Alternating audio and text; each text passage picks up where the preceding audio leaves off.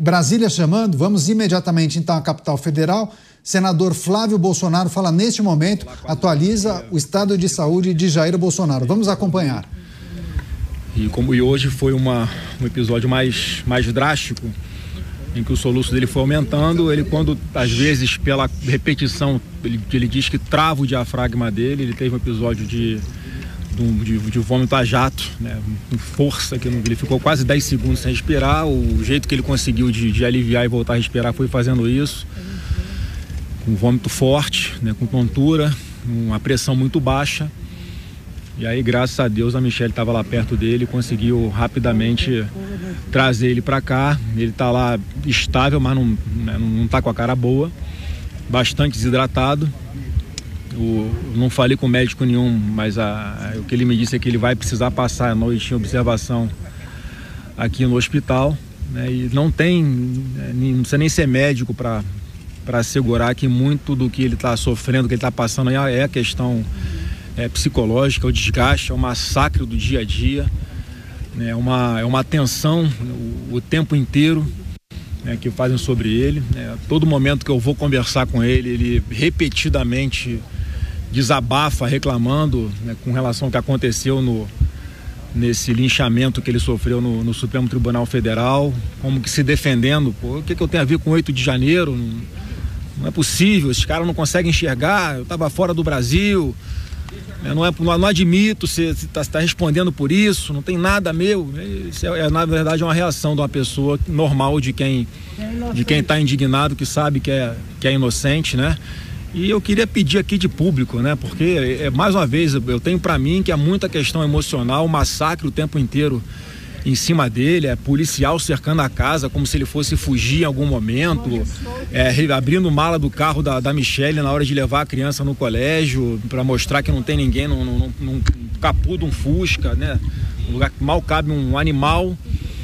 Tem que abrir, os policiais cumprindo ordem, lógico, tem que abrir para mostrar que não tem nada. Então é um massacre psicológico. Eu queria fazer um pedido de público aqui, né? Até terrorista da trégua em alguma guerra, né? Então eu quero pedir pro terrorista aí dar uma pausa um pouco, né? Deixa as instituições voltarem a funcionar, deixa, né, o presidente Bolsonaro recuperar, pelo menos, já que não teve nem oportunidade de se recuperar depois da última cirurgia. O cara foi intimado dentro de uma CTI aqui nesse hospital. Então tudo tem limite. Então eu quero pedir pro terrorista aí, dá um limite, dá um tempo, dá uma pausa, deixa o cara recuperar pelo menos mentalmente, fisicamente ele tá arrebentado, tudo isso aqui ainda é consequência, assim, da facada que ele sofreu. Então é muito angustiante para toda a família o tempo inteiro ver o pai ter que passar por isso reiteradamente, várias vezes, porque não consegue se recuperar, seja fisicamente, seja mentalmente. Senador, nós estamos agora ao vivo na CNN. Gostaria que o senhor falasse como está, então, o ex-presidente, o que ele sofreu realmente ao longo desse dia, e se a perspectiva é que ele fique internado por pelo menos um dia ou quanto tempo? Ele falou aqui que o médico orientou que ele fique de repouso e observação essa noite pelo quadro que ele apresentou quando chegou aqui. Então, só repetindo, o que a Michelle relatou para mim é que ele já estava ali com soluços, né, que vinham ficando mais fortes progressivamente. Quando acontece isso, parece que reclama que parece que trava o diafragma dele, ele fica com falta de ar. E hoje foi isso que aconteceu, ele ficou com falta de ar quase 10 segundos sem conseguir respirar, e a reação dele foi, acho que expeliu aquilo que estava ali obstruindo, né, o aparelho digestivo dele, um vômito a jato, né? Jogou aquele vômito de 2 metros para frente, né? E aí ele se sentindo mal, tonto, pressão baixa. A Michelle só deu tempo de pegar ele, botar no carro e, enfim, tomar as providências ali, né, para evitar que algum mal entendido possa ser explorado contra ele depois. Até com isso tem que se preocupar. E aí, quando chega aqui no hospital, ele está bem desidratado. Estava lá, já tinha ido uma bolsa de soro embora, estava ali deitado na cama em repouso, né, tomando, né, uma sopa, o médico recomendando que não ingira nada sólido, né, mostrando que tem a ver também com a questão da cirurgia dele no abdômen. né? E assim, só peço aí que todos continuem em oração, né? E se Deus quiser, mais uma vez, não vai ser nada grave, em breve ele está de volta em casa. A equipe dele, um episódio hoje específico de que gerou algum, o senhor disse, tem todos os outros, mas hoje especificamente teve algo antes disso? Não, chegou consciente, assim, mas na verdade é sempre uma progressão, não teve nada específico que desencadeou isso. A equipe médica de São Paulo se vocês virem um vídeo dele, se vocês viram um vídeo dele de 2 ou 3 dias que ele chegou ali fora no quintal de casa e é filmado, ele tá com soluço, mas tá com soluço ainda parece um nível leve, né, para moderado.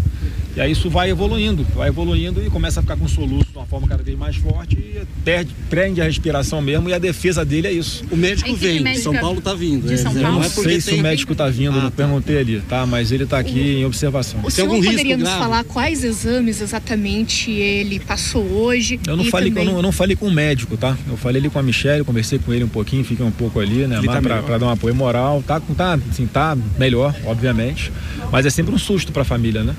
Senador, o acesso aos familiares é possível nesse momento ou ainda assim tem que pedir para o Alexandre de Moraes? Não, os familiares eu imagino que seja a mesma regra, né, que ele estabeleceu para quem vai em casa, que a família não tem restrição de vir aqui, acho que ainda mais, né, ele é hospitalizado. Então eu espero que amanhã já possa visitá-lo em casa, mas é o médico que vai falar como é se o quadro dele tá tranquilo para liberá-lo, tá? Tem novos exames. A previsão de alguma cirurgia? Ele fez alguns exames já, não. Cirurgia acho que não, se Deus quiser não, né? Ele conseguiu reagir de alguma forma ao avanço lá do projeto da anistia na Câmara dos Deputados? Não, eu não sei nem se ele chegou ele agora deve estar sabendo já, mas acho que foi no final da tarde que ele se sentiu mal. A notícia de que a anistia vai ser avaliada na Câmara foi de agora, final da tarde já, que é capaz de ter visto aqui no hospital só, então não tem nenhuma relação, como me perguntaram aqui, alguma relação, algo que desencadeou, certamente não foi isso. Por causa daquela cobrança do atraso, eu perguntei especificamente, o Moraes deu 24 horas para ele responder e se ele desrespeitou... É o que eu tô falando, né, pô, até terrorista dá uma trégua numa guerra, né, cara, eu tô pedindo pro terrorista dar uma trégua, cara. Pô, o cara teve coragem de intimar o presidente numa UTI aqui, pra tomar ciência de coisa. Pô, não tem um mínimo de humanidade não, cara. Tô fazendo um apelo aqui, não tem um mínimo de humanidade não. Mínimo de bom senso. O bom senso só que eu tô pedindo, mais nada. Além de cumprir a lei, já não cumpre a lei mesmo, eu tô pedindo bom senso só, pelo menos. Então, pô, é um negócio, pô, é desgastante, é cansativo.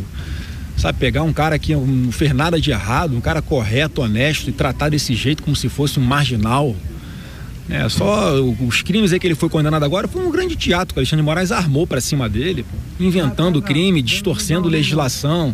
Então acho que agora você perguntou sobre a anistia, é um momento que o Congresso tem, né, de pelo menos recuperar um pouquinho a sua imagem, né, se é que está disposto a isso, e fazer aquilo que a Constituição diz que é a competência exclusiva do Congresso, de aprovar a anistia, né, e vamos ver como é que vai ser a definição aí de relatoria, de texto, né? O fato é que eu estou muito confiante que a gente precisa virar essa página da nossa história e aprovar a anistia sim, porque o Bolsonaro merece ter de volta tudo aquilo que o Alexandre de Moraes interferiu para tomá-lo, inclusive desequilibrando a eleição em 2022. Agora, senador, dentro do Congresso, uma parte grande do Centrão defende a anistia mais light, mais branda, somente com a redução de penas e deixando Jair Bolsonaro inelegível. Como o senhor reage a essa ideia? Eu acho isso um equívoco, tá? Porque a gente não tem que discutir, é óbvio que todo mundo sabe que as penas são excessivas, mas só que tem uma questão anterior a isso, né? Eu não estou nem entrando na parte das várias nulidades, né, nesse processo,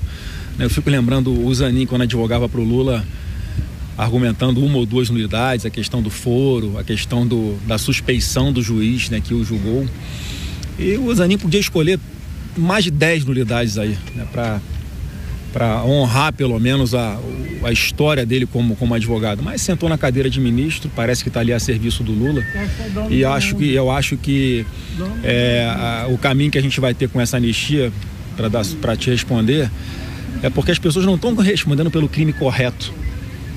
Ninguém ali, todo mundo sabe que é um crime impossível, não tinha a menor possibilidade real de ter golpe de nada, tentativa de golpe de nada. 8 de janeiro aqui, o Lula que não tomou as providências para garantir a segurança nem do Palácio do Planalto, parece que para botar na conta do Bolsonaro. Então a gente está discutindo ali o seguinte, uma pessoa que, hipoteticamente, está sendo acusada de um furto e está respondendo por tráfico de drogas, né? Então não dá para falar em diminuição da pena quando ali o máximo que houve foi uma depredação de patrimônio público, né? O que nós mesmos né, da centro-direita, entendemos que nem precisa estar numa anistia. As pessoas que quebraram patrimônio público têm que responder por aquilo. E a pena é de 6 meses a 3 anos no máximo. Então, todo mundo já cumpriu a sua pena, vamos dizer assim, porque tem gente que está presa há mais de 2 anos. Então, na verdade, o senhor defende uma anistia somente para os condenados pela suposta trama golpista, mas não pelos invasores do 8 de janeiro, é isso? Não, o que a gente está falando há muito tempo já. Que a gente, nenhuma manifestação nossa, você viu quebra-quebra. Você não tem um boletim de ocorrência com o celular furtado, sempre de uma forma ordeira, pacífica, linda, voluntária. E aí acontece o 8 de janeiro, uma coisa completamente fora da curva, né, com o Bolsonaro fora do país, os acampamentos já sendo desmobilizados.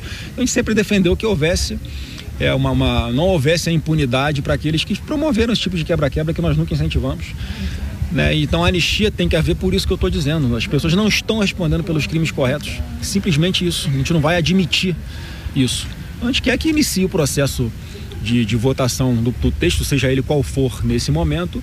E aí eu acho que tanto o presidente da Câmara quanto o presidente do Senado tem que fazer o que a obrigação deles, deixar o plenário decidir pela sua maioria qual vai ser a redação vencedora e qual vai ser a abrangência dessa anistia. Eu estou defendendo a anistia total, ampla, irrestrita e imediata. Senador, quais são os exames que o presidente deve passar de hoje para amanhã? Qual a previsão médica? Eu não sei, ele fez algum exame ali do coração, que eu não sei o nome certo do exame, parece que a Michele disse que estava ali, a princípio tudo normal. Eu não sei se vai ter algum exame também neurológico, mas aí eu não posso ficar chutando aqui, que eu não falei com o médico, não sei te informar com precisão, tá bom? Michele acompanhou ele de casa até aqui, ela estava presente. Acompanhou, tá com ele lá, vai passar a noite aí com ele, né? Enfim, tá aí. Ainda sem previsão de alta. Não, eu espero que amanhã ele tenha alta, né? Mas vamos aguardar como é que vai ser aí a noite, se ele vai passar tranquilo. Não tá, mais uma vez, ele não estava com aspecto assim de felicidade, obviamente, não estava com aspecto de cansado, né? Mas tá bastante desidratado, né? Por isso que já foi uma bolsa de soro, não sei se vai entrar mais uma agora. E aí vai fazer os exames de rotina, se Deus quiser, volta para casa amanhã e a gente fica nessa de... Eu acredito muito que o que ele está sofrendo é a questão mental. É um massacre diário sem parar, né? As pessoas, né, não tem nem a compaixão, a humanidade de esperar ele estabilizar para continuar ameaçando, fazendo maldade, enfim, rasgando lei, rasgando a Constituição. O cara, em pleno julgamento, já começa a falar que a anistia é inconstitucional, se antecipando a um processo que ele sabe que daqui a pouco ele vai ter que julgar, vai ter que dar o voto dele sobre isso, né? A legislação diz que ele já seria suspeito, ele, o Flávio Dino, Alexandre de Moraes e Flávio Dino já seriam suspeitos, inclusive o Gilmar Mendes agora também, né? Não sei o que houve com o Gilmar Mendes aí, já declarando que é inconstitucional. Quer dizer, pessoas que daqui a pouco podem apreciar uma matéria como essa, antecipam o voto. O que diz a lei? Eles já seriam suspeitos para votar essa pauta. Você acha que eles vão se declarar suspeitos para votar essa pauta? Então, assim, é um cerco, uma ameaça o tempo inteiro que faz muito mal para a democracia. Se as pessoas estão dizendo que estão defendendo a democracia, estivessem de fato defendendo a democracia, era para eles estarem sendo aplaudidos na rua aí, de pé. Salvou a democracia, parabéns, isso aí. O Bolsonaro é um ditador. E é o contrário que a gente vê. Será que eles não enxergam fora da bolha? Que eles estão destruindo a democracia, a pretexto de defender a democracia? E eles conhecem o Bolsonaro, conhecem a essência dele, conviveram 4 anos aqui. Você pode discordar nos pontos de vista dele e, né, algumas opiniões dele, o jeito que ele fala, mas acusar o cara de tentar dar golpe, eles sabem que não. Ele mais do que ninguém, eles sabem que o Bolsonaro não cometeu crime nenhum. É exemplo de centenas de outras pessoas aí que tiveram suas vidas destruídas por causa de uma perseguição implacável. Mas a história está aí para mostrar que, né, essas pessoas vão entrar para a escória, porque elas é que destruíram a democracia, acabaram com o mínimo de convívio pacífico dentro da política especificamente. E a gente tem que fazer de tudo para resgatar essa normalidade. O primeiro passo, eu tenho certeza, tenho fé em Deus, que vai ser essa anistia. Obrigado, bom trabalho. Força, Bolsonaro! Entrevista concedida pelo senador Flávio Bolsonaro na saída do hospital DF Star, confirmando que o pai vai passar a noite hospitalizado, fez exames, ficará em observação. E explicou também a maneira como Michele Bolsonaro identificou que tratava-se de uma situação séria, uma situação grave. Ele teve uma sequência de soluços, segundo as informações, teria ficado muitos minutos sem respirar ou respirando muito mal, pressão baixa, muito abatido e episódios de vômitos também. Daqui a pouco a gente vai trazer as informações que foram compartilhadas por Flávio Bolsonaro. Vamos chamar também os nossos comentaristas. Depois do break comercial, Voltaremos em 1 minuto e 20. Eu conto com você. Fique por aí.